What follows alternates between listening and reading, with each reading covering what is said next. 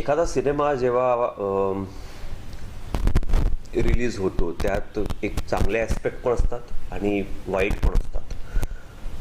तर बेसिकली कसं आहे, ऑडियन्सने चांगलं आत्मसात करावं, वाईट न करू नये याचा विचार करावा, याचं लक्ष ठेवावं. आता माझं जे कॅरेक्टर आहे दिलीप, त्याच्यामध्ये चांगल्या क्वालिटीज हे आहेत की तो खूप ॲम्बिशियस आहे. त्याला आयुष्यात खूप पुढे जायचं आहे, खूप मोठा व्हायचा आहे, वर जायचं, अमेरिकेत जायचं आहे, जॉब करायचा आहे, मोठा माणूस व्हायचं आहे. ते त्याच्याकडनं घेण्यासारखं आहे. पण at the same time I वडिलांना दुखवून त्याला फरक पडत नाही की तो त्याच्या त्या जर्नीमध्ये त्याचे आई वडील झिजत आहेत, त्यांना त्रास होतोय, त्याला ते कळत नाही आहे आणि ते चुकीचं आहे. ते कळायला हवं, ते सगळ्यात आधी कळायला हवं. कारण आई वडील हे आपले सगळे काही सर्वस्व असतात. कारण आई वडील हे आपलं सर्वस्व असतात. त्यांनीच आपल्याला लहानाचं मोठं केलं आहे.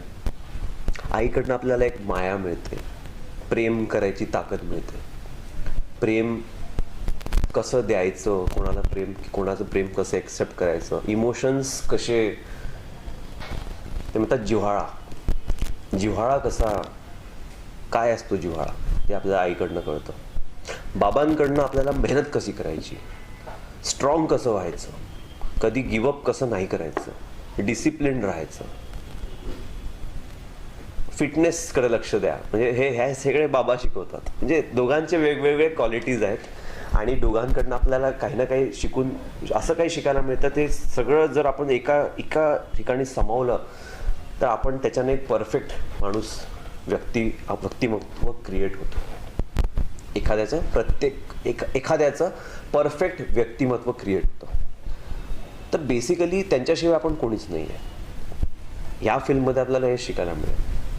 हां, दिलीप ने खूप वाईट केलं आहे या फिल्ममध्ये आपल्या आईबाबांबरोबर.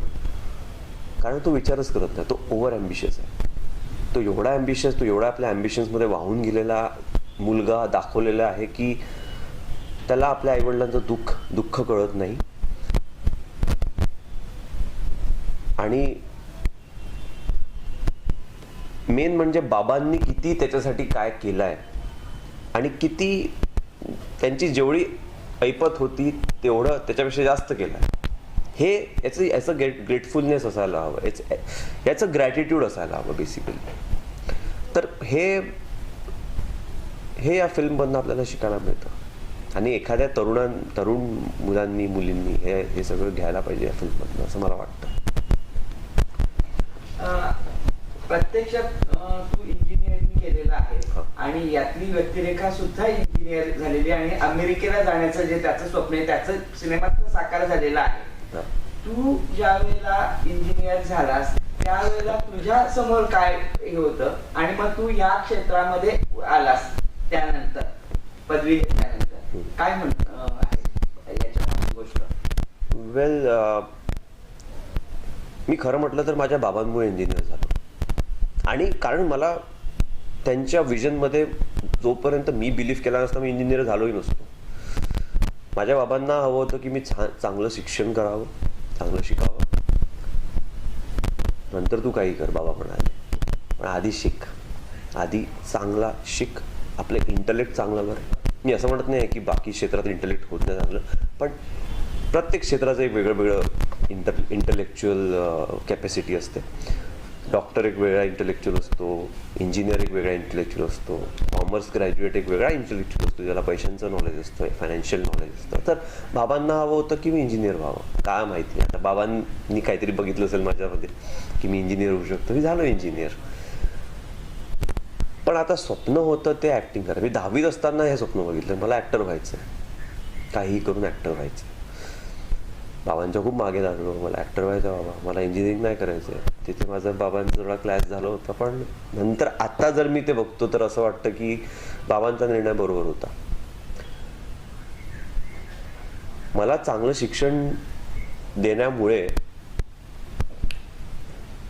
मिळाल्यामुळे मला प्रत्येक गोष्ट खूप लवकर आत्मसात करता येते.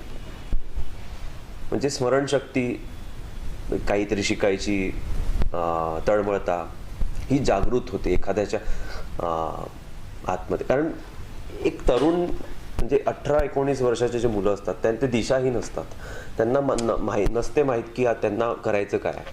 कधी कधी नाही माहीत असतं त्यांना करायचं काय. ते लोक त्यांचे मित्र जातात जिथे जातात ते पण तिथं मागे मेरा दोस्त डॉक्टर है तो मैं डॉक्टर बनूंगा.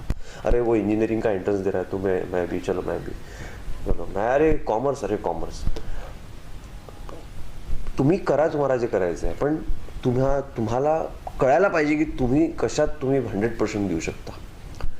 इंजिनिअरिंगमध्ये मी 100% दिलं. मी फर्स्ट डिव्हिजन इंजिनियर, मी फर्स्ट डिव्हिजनमध्ये इंजिनिअरिंग पास केली आहे. पण एक एक एक म्हणजे असं एक काहीतरी, आता मी लहान असताना नकला वगैरे करायचो लोकांचा, म्हणजे आपल्या घरात फॅमिली मेंबर्सच्या, मग नंतर कॉलेजमध्ये प्रोफेसर्सच्या, टीचर्सच्या, स्कूलमध्ये. तर लोकांना खूप मजा यायची, खूप एन्जॉय करायचे तिथे. तर मला असं वाटलं की यार काहीतरी एक आहे देवानं दिलेलं ते, आणि त्याच्यात मजा पण येते. असं नाही की फक्त ते करायचं आहे कारण गॉड गिफ्टेड आहे, पण आय एम एन्जॉईंग इट. आणि ते एन्जॉय करणं खूप गरजेचं आहे. लोक करत आहेत म्हणून त्याच्यात जाण्यात काय असं. ॲक्टिंगमध्ये पण अरे मला टी व्हीवर यायचं आहे, मला आपलं त्यानंतर मस्त फेम पाहिजे, मला खूप फेमस व्हायचं आहे, माझे फॉलोअर्स इंस्टाग्रामवर वाढले पाहिजे, हा विचार करून जर तुम्ही ॲक्टर बनायला येतात तर दॅट इज व्हेरी रॉंग. तर बेसिकली तुम्ही एन्जॉय करायला हवं आपलं काम. सेटवर 24 तास कधी कधी काम करावं लागतं, 12 तास नाईट शिफ्ट्स करावी लागते. तर इट्स नॉट इझी. तुम्ही त्या वर्किंग आवर्समध्ये पण तुम्ही झोप न घेता त्याच एनर्जीमध्ये तुम्हाला टेक द्यावा लागतो, ॲक्टिंग करावी लागते, इमोशन्स डिलिव्हर करावे लागतात.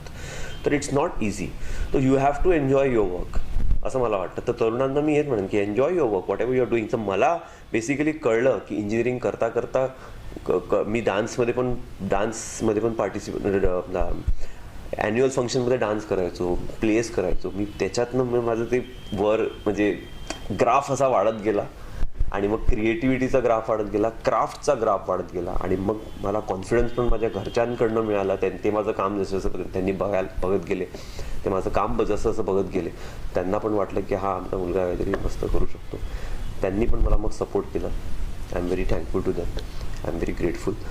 आणि मला असं वाटतं की मला फक्त लोकांना एंटरटेन करायचं आहे, त्यांना हसवायचं आहे, स्क्रीनवर रडवायचं आहे, त्यांना जो इमोशन मी करतो आहे प्ले स्क्रीनवर तो त्यांना पण फील झाला पाहिजे. मला फक्त हेच वाटतं. मनोज जोशी आणि सुकन्या कुलकर्णी हे दोन माथ्यापीठ, तुझे दोन दिग्गज कलाकार माथ्यापीठ याची भूमिका करत होती, आणि तुमचं एक छान कुटुंब याची जबाबदार आहे.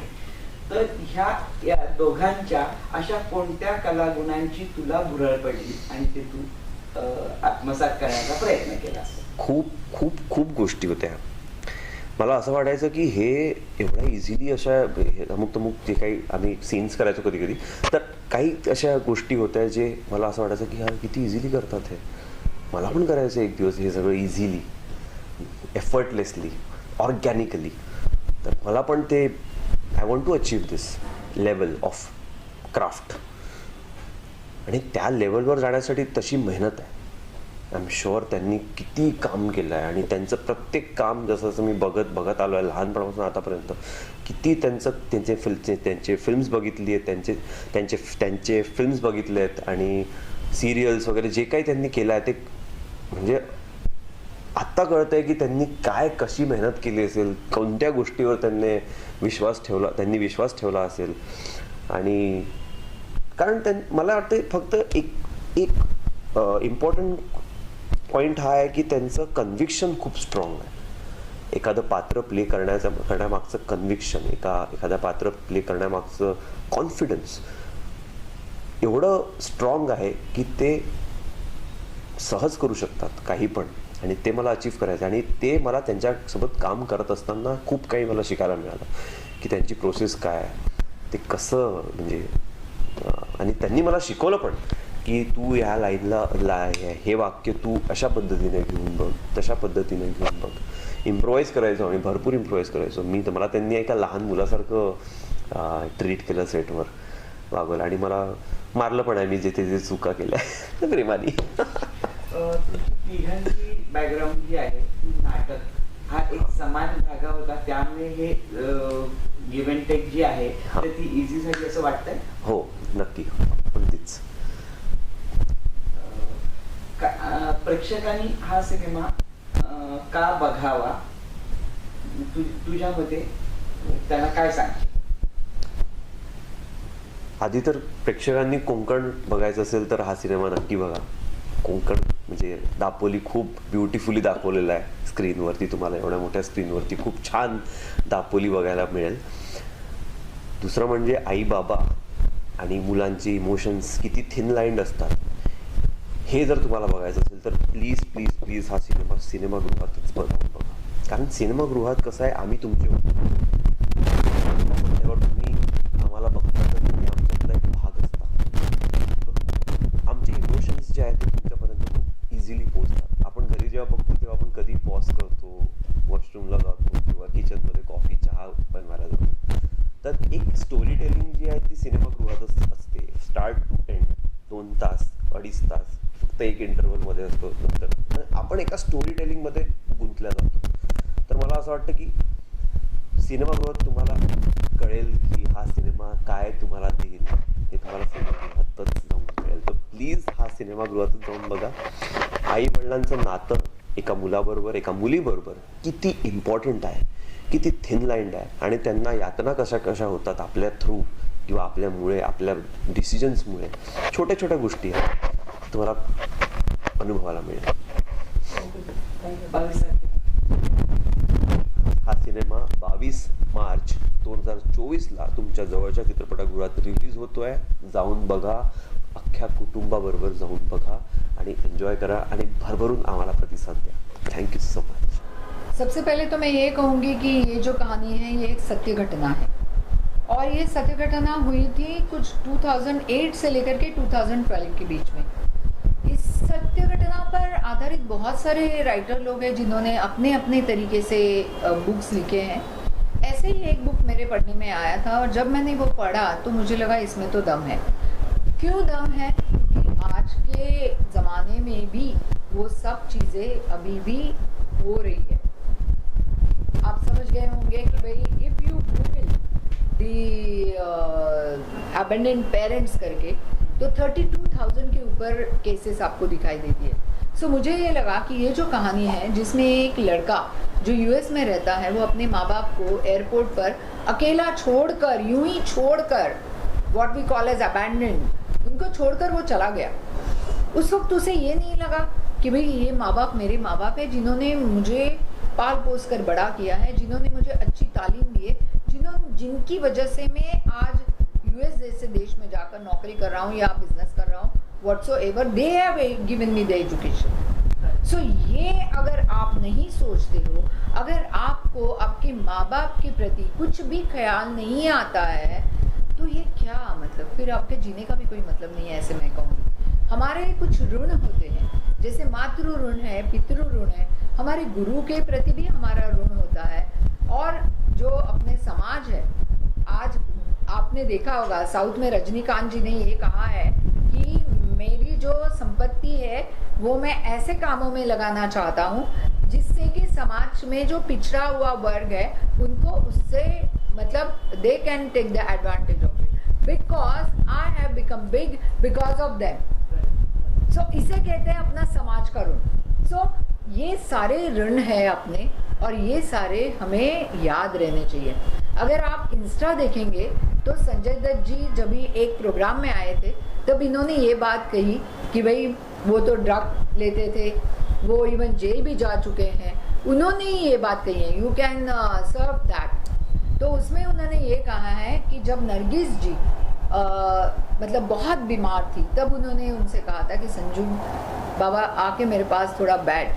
But he was in that नशा, he could not understand at that time. But आज की डेट में उनका ये लाइन है, आप इंस्टा में सर्च कर सकते हो. उन्होंने ये कहा है कि आज मुझे इस बात से बहुत बहुत दुख होता है कि क्यों मैंने उस वक्त मेरी माँ को 2 मिनट नहीं दिए. आज मेरी माँ नहीं रही है और मैं मतलब ये बोझ तले दबा हुआ हूँ. सो ये सब सारी चीज़ें जो है ना वो सब उनके जाने के बाद आपको लगेगा तो इसका कोई मूल्य नहीं है. आपको ये माँ बाप का जो ऋण है, जो माँ बाप अपने लिए करते हैं, ये आपको, आप वो जब जिंदा है उस वक्त ही आपको पता चलना चाहिए।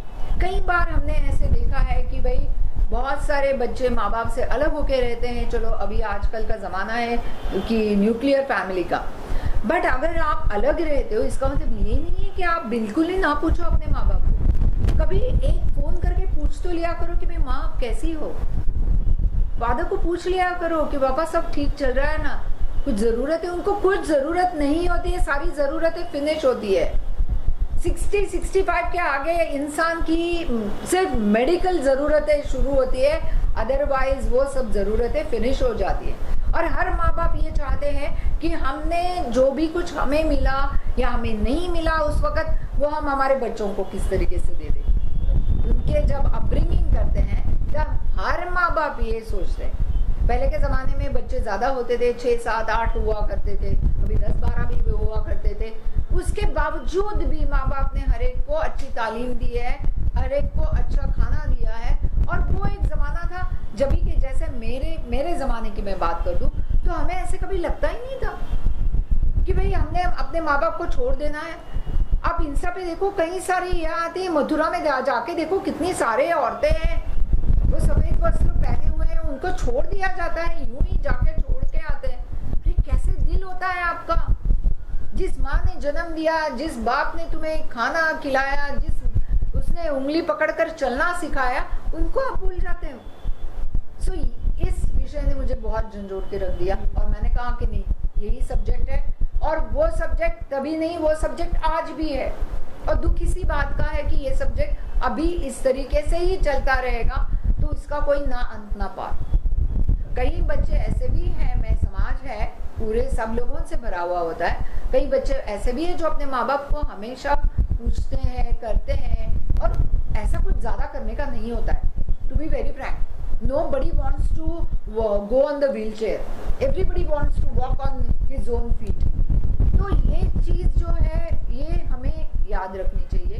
कोई और माँ बाप का हाथ है ना हमेशा ऐसे रहता है बच्चे की तरफ और हमेशा आशीर्वाद का होता है। सो ये चीज़ कोई बच्चा ना भूले कभी भी कि जो है। इवन संजय दत्त जी ने ये भी कहा उसमें कि भाई आज मुझे पता चलता है जब मैं जेल में था तब कोई नहीं आया था मेरे लिए, जिसको कुछ तकलीफ हुई है तो सिर्फ मेरी फैमिली को। सो ये बात आज वो अपने अनुभव से कह रहे हैं। सो ये चीज़ का हमें ख्याल रहना चाहिए। और मुझे लगता है कि आज की जो ये चल रहा है जनरेशन्स, उनके लिए ये सब्जेक्ट बहुत ही इम्पोर्टेंट है। ये सब्जेक्ट सिर्फ 40+, 50+ यूएसपी उनकी ये नहीं है, ये यूएसपी सब लोगों के लिए है। और इस फिल्म में मैंने आज की जनरेशन को भी मैं मद्देनज़र रखते हुए उनके भी जो विचार है वो भी रखे। आज आप मेरे सामने हैं, इतने सारे कैमराज हैं, मैं जानती हूँ कि बहुत सारे चैनल्स आ चुके हैं, मैं खुद एक हम चैनल ओनर्स हैं। हमें पता था कि एक ज़माने में हम कुछ भी ऐसे डाल देते थे तो यूँ हिट हो जाता था, यूँ 8-10 TRP हम यूँ खींच लेते थे। अभी तो पॉइंट पे खेलना पड़ता है। 0.5 आया, 0.6 आया, 0.7, 0.8 आया, ये पार्टी करो।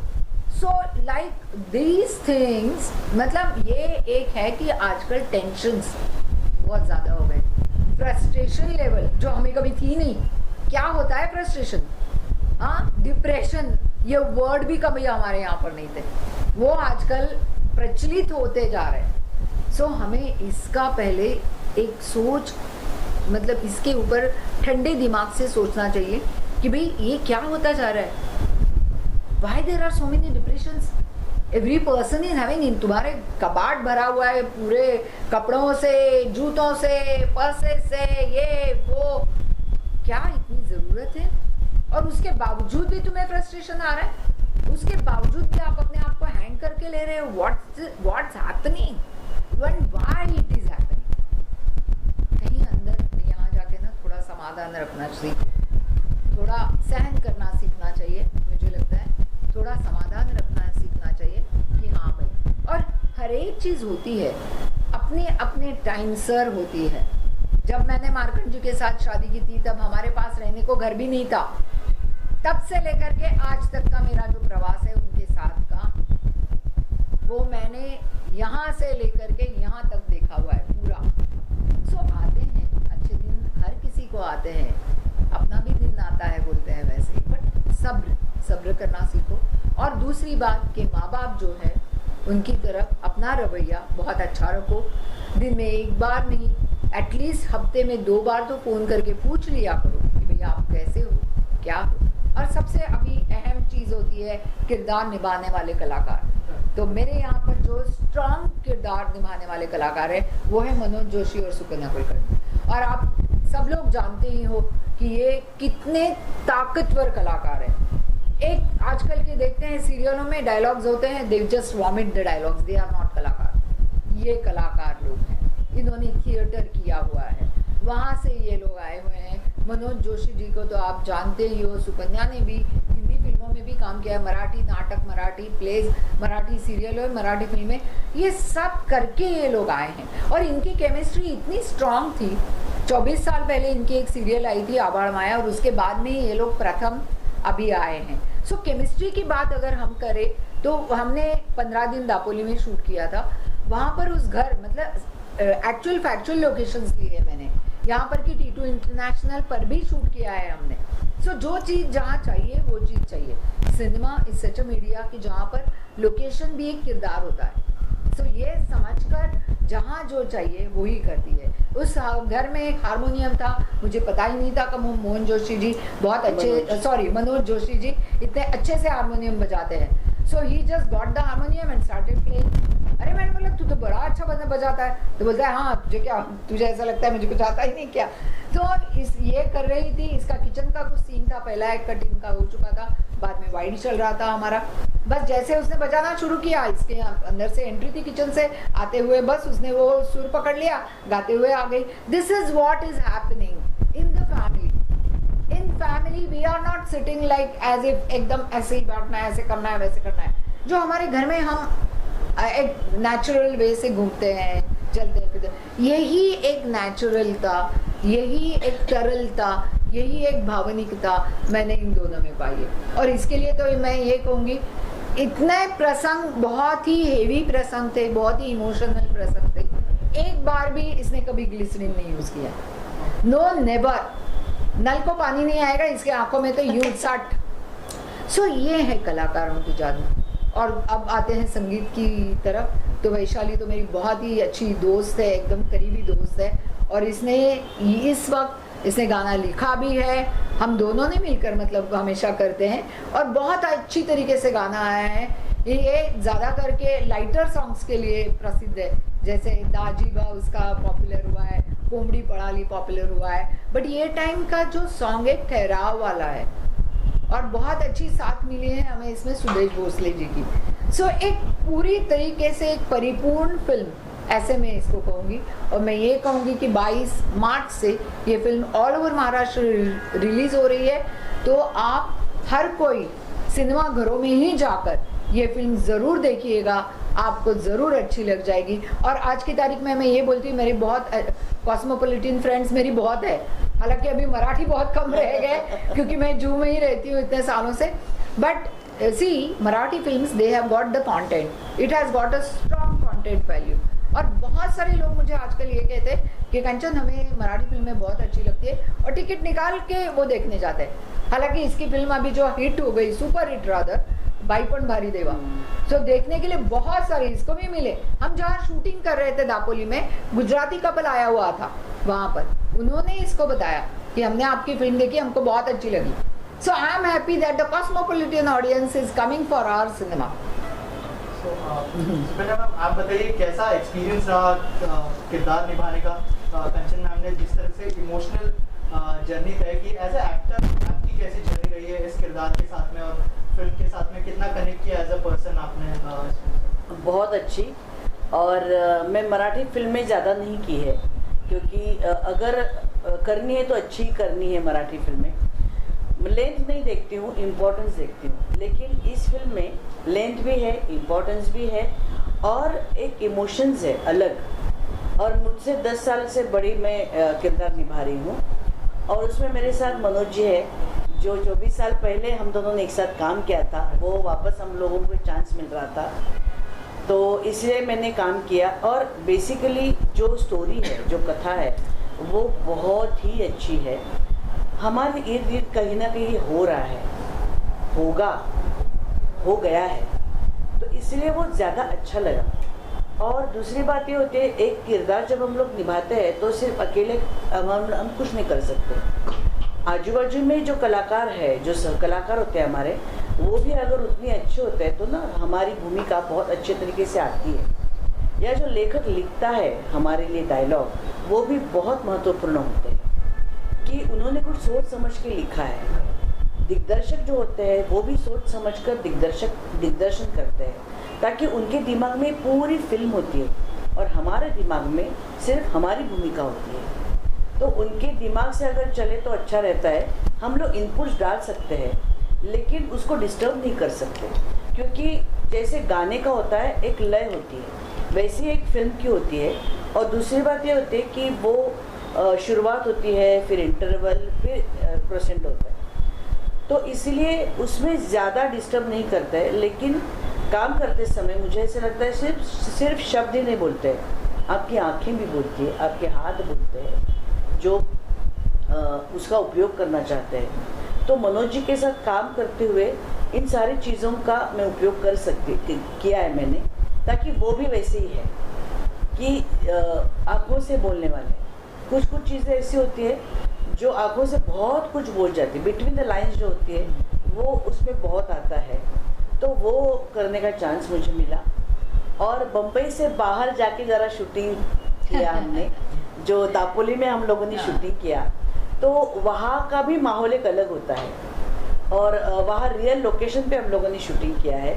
जो घर दिखाया है वो रियल है, और जो टेम्पल दिखाया है या फिर टीटू पे हम लोगों ने शूटिंग किया है। तो ऐसे जगहों पे जाके जब शूटिंग करते हैं तो वहाँ का जो एक फील होता है, उस घर का जो एक फील होता है, तो वो भी एक अलग होता है। तो उसमें जो बर्तन होते हैं वो भी वहाँ के यूज़ किए हमने, तो बर्तन का भी एक अलग कुछ कहना होता है। तो इन सारी चीज़ों से ये भूमिका बनती है, ऐसे मुझे लगता है। और ये साकार करते हुए मुझे बहुत आनंद मिला कि जो इमोशंस भी है, बच्चे के साथ एक अलग रिलेशन है। जो तुषार, जो आजकल हिंदी सीरियल में बहुत काम कर रहा है, आर के तुषार, राइट, तो उसका वैसे नाम है, वो है सुशांत जी शेलार है, जो स्थानिक कलाकार है वहाँ के, जो दापोली में रहते हैं, उन्होंने भी हमारे साथ काम किया है। और वो करते हुए भी बहुत अच्छा लगा, इसलिए क्योंकि वहाँ का जो एक्सेंट है वो बराबर हम लोगों ने कैच किया है।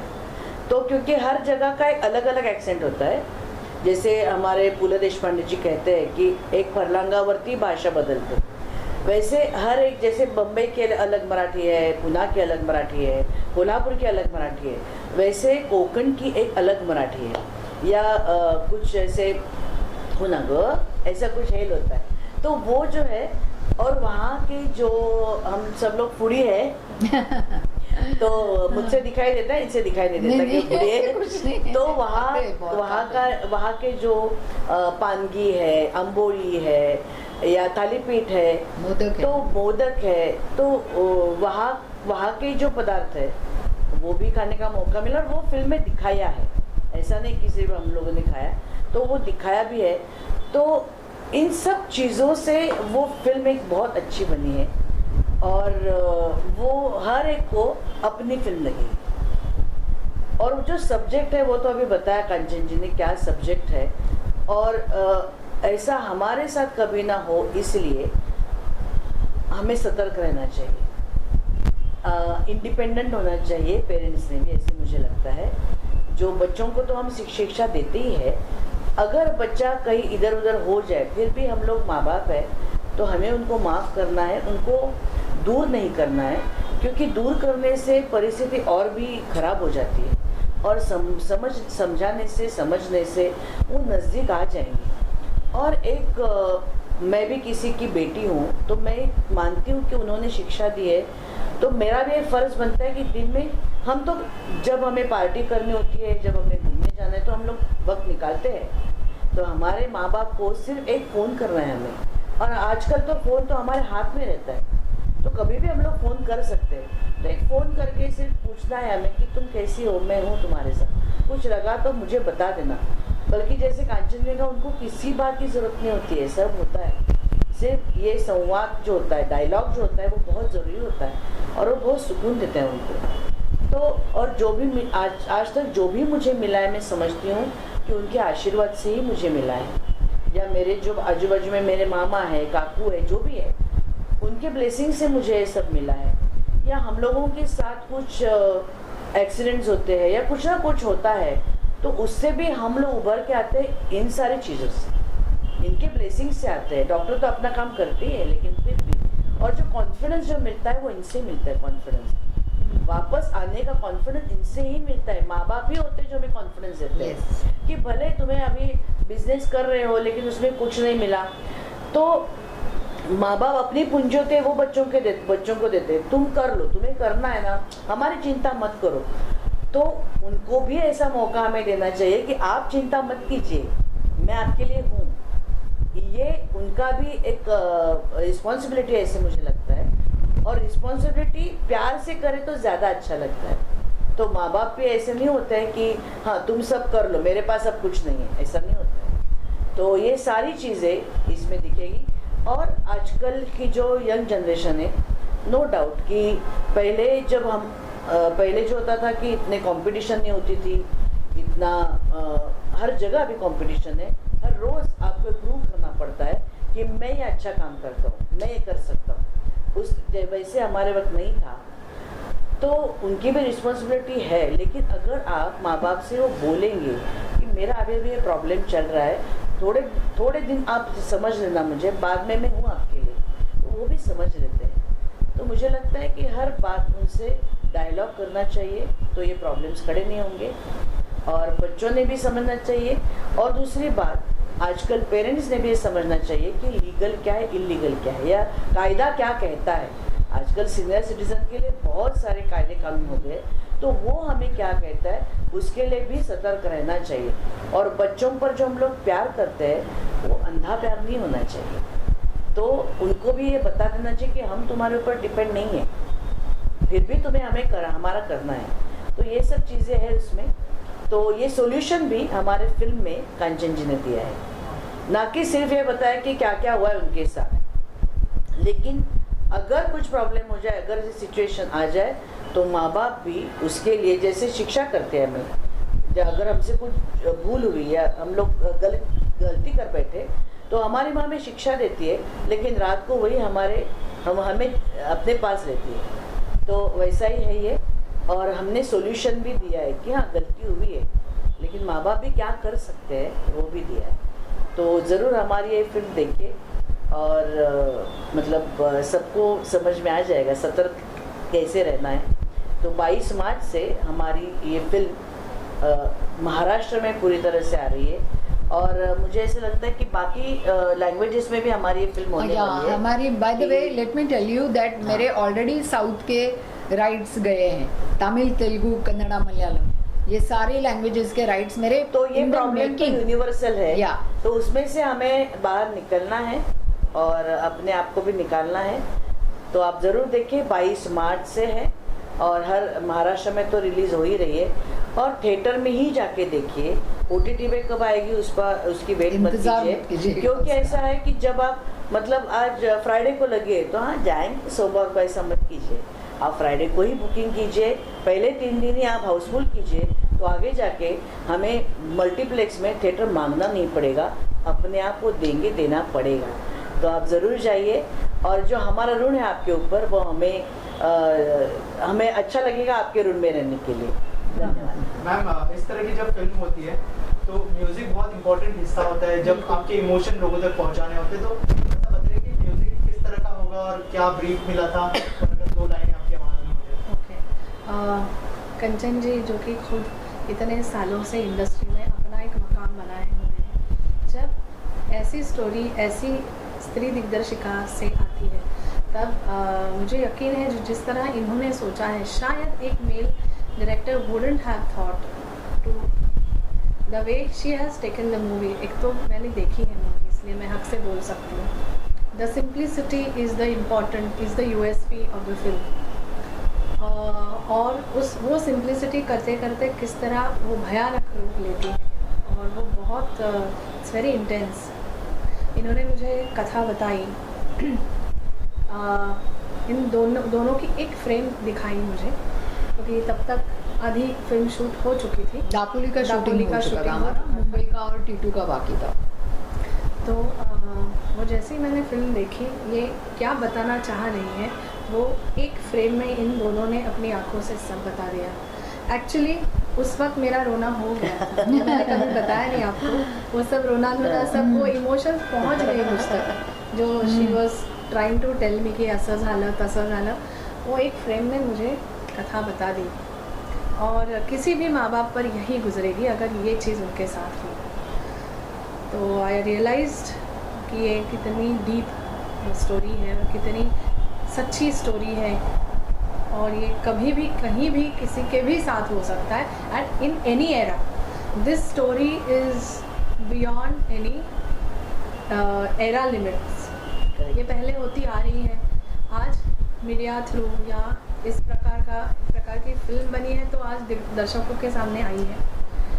तो इसकी जो इंटेंसिटी है वो म्यूज़िक में तो होनी ही चाहिए थी। इट वॉज माई ऑनर कि उन्होंने मुझे चुना इस गाने के लिए।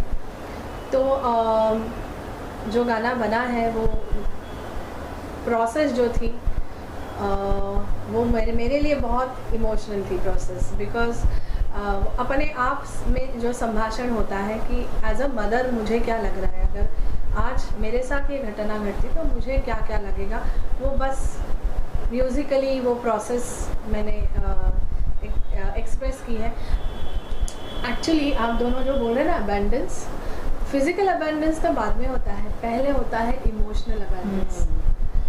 जो जगह माँ बाप की अपने दिल में होनी चाहिए, वो जब जगह हिल जाती है, प्रायोरिटी हिल जाती है, वो पहला होता है इमोशनल अबेंडेंस, कि मुझे इनकी ज़रूरत नहीं है, मुझे I don't need anybody, I am not मतलब it's okay if I don't take care of them. ये जब क्या कहूँगी, ये जहर जब दिल में भर जाता है, वहाँ पे ही आपका इमोशनल अबेंडेंस हो जाता है पेरेंट्स की तरफ। वो इमोशनल अबेंडेंस है इस गाने में, क्योंकि म्यूज़िकली मैं क्या पेश कर सकती हूँ, वो लोग फिज़िकली पेश हो रहे हैं, तो म्यूज़िकली वो इमोशनल अबेंडेंस एक्सप्रेस करने की मैंने कोशिश की है। और एज अ गीतकार इसके जो लिरिक्स हैं वो कहते हैं कि ऊपर से आते हैं वर्ड्स, तो शायद ये होना था, तो जो मुझे लगा वो मैंने लिखा है। So I don't claim that I am a lyricist and all, it's just an emotion what I have written, और उसका गाना हो गया। दो लाइनें अगर आपकी आवाज़ में हो जाए लास्ट में। और हाँ, सबसे इम्पॉर्टेंट बात, ये गाना माँ और बाप दोनों का गाना है। तो ये ड्यूएट हम लोगों ने डिसाइड किया था कि ये ड्यूएट होगा, और ड्यूएट में जो मेल वॉइस है वो किसकी होगी। तो मैम ने एक आवाज़ रिकमेंड की, चुनी, और वो है सुदेश भोसले जी। और सुदेश भोसले जी का ये जो रूप है, गंभीर रूप है, वो आपको हैरान कर जाएगा। कहीं जाके मुझे ऐसे लगता है जैसे किशोर कुमार जी तो इतने लीजेंडरी सिंगर रह चुके हैं, इनके रोमांटिक सॉन्ग्स जितने अच्छे होते हैं उतने सैड सॉन्ग्स भी अच्छे होते हैं। और मैंने देखा है ये गाने के बाद तो और भी प्रूव होता है कि सुदेश भोसले जिन्होंने जुमा चुमा इतना गाया है, मेरी मखना वगैरह वो सब है, एट द सेम टाइम ये गाना भी उतने ही ताकतवर, मतलब उतने ही इससे उनके इससे आया है। legend. Yeah, Sorry, we मैं can कहूँगी say, वो। yeah.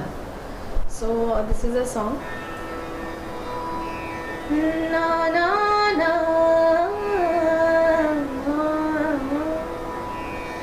आज अंगाई झाली अबोल, नाती रुजली नाही तखोल, आज अंगाई झाली अबोल, नाती रुजली नाही तखोल,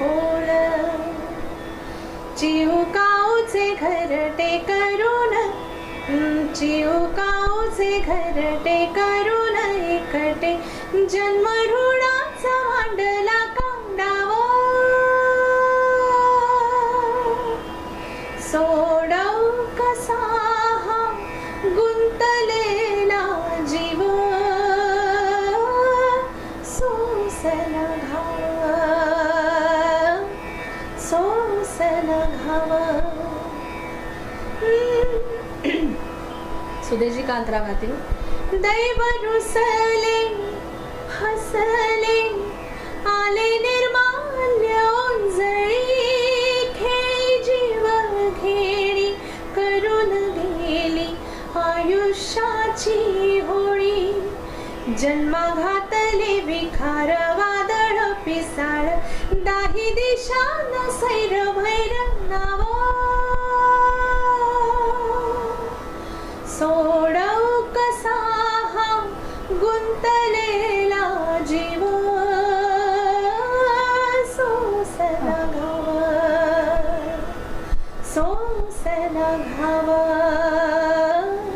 सोसल घाव